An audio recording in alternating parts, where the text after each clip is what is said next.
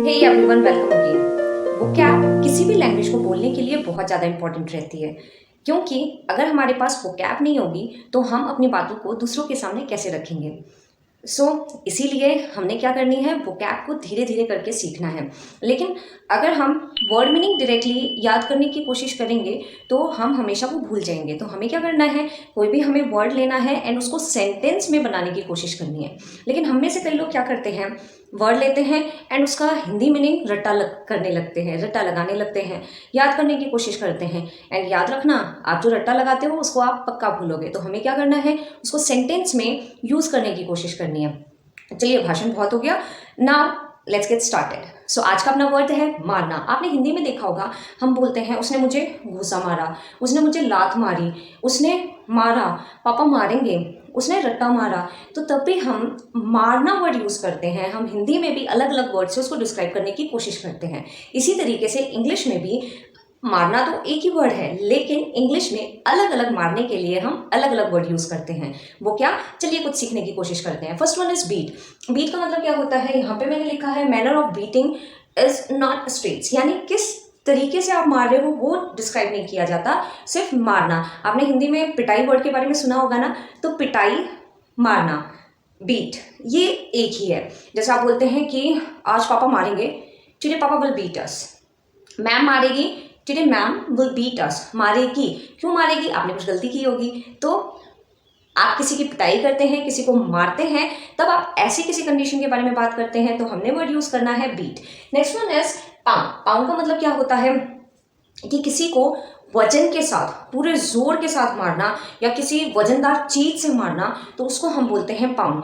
कभी कभी होता है ना, आप अपना हाथ जोर से, आपको गुस्सा होता है और आप जोर से अपना हाथ जो है वो टेबल आपके पास होती है उस पर ऐसे मारते हैं या दीवार पे मारते हैं, तो उसको हम, उस मारने को हम कहते हैं पाउंड, क्योंकि आप पूरा जोर लगा के मार रहे हो। ये टेबल वाला एग्जाम्पल देख लेते हैं। He pounded his fist on table with anger.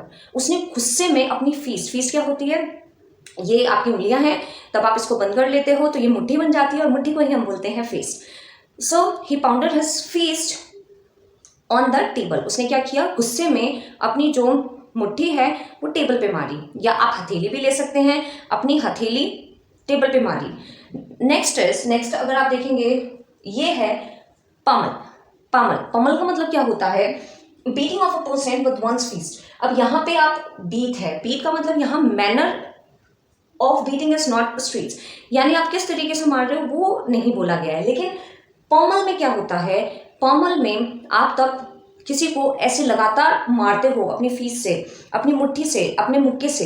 अच्छा, यहाँ पे एक और बात याद आई, ये जो मुक्का है, मुक्के को हम इंग्लिश में क्या बोलते हैं, पंच। हम इंग्लिश में बोलते हैं पंच, और मुक्का मारना भी पंच होता है। तो अगर आप किसी को मुक्का मारते हैं तो आप कैसे बोलेंगे, उसने मुझे मुक्का मारा, ही पंच्ड मी, ही पंच्ड मी। इसी तरीके से अगर आप किसी को लगातार मुक्का मारते हो, जैसे बॉक्सर करते हैं, बॉक्सिंग में लगातार अपने अपोनेंट को इसी तरीके से मारते हैं, तो वहां हम बोलते हैं pummel, पमल।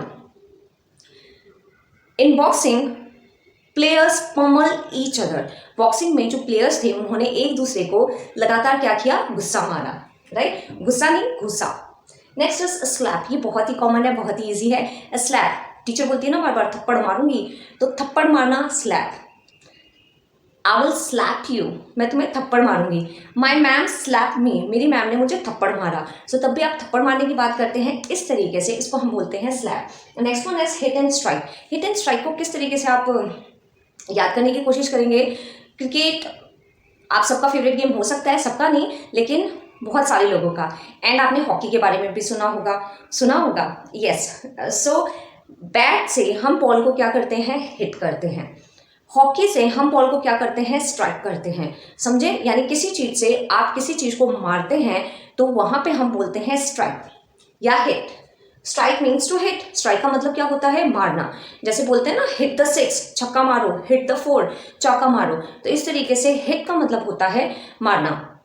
He hit me with a stick. उसने मुझे डंडी से मारा। यहाँ पे हिट की सेकंड फॉर्म हिट वो यूज हुई है। अगर आप इसको ऐसे बोलते हैं कि वो मुझे मारता है, वो मुझे डंडी से मारता है, तो यहाँ पे यूज हो जाएगा he hits me with a stick. Next one is cram mug up. अब क्रैम और मगअप क्या होता है, ये आपकी स्टडीज से रिलेटेड है। क्रैम तब हमारा एग्जाम होता है और हम उससे पहले सब कुछ याद करने की कोशिश करते हैं, कुछ चीज़ें जल्दी जल्दी रट्टा लगाने की कोशिश करते हैं, तो वहाँ हम यूज़ करते हैं क्रैम या मगअप। मगअप क्रैम इनका मतलब होता है रट्टा लगाना।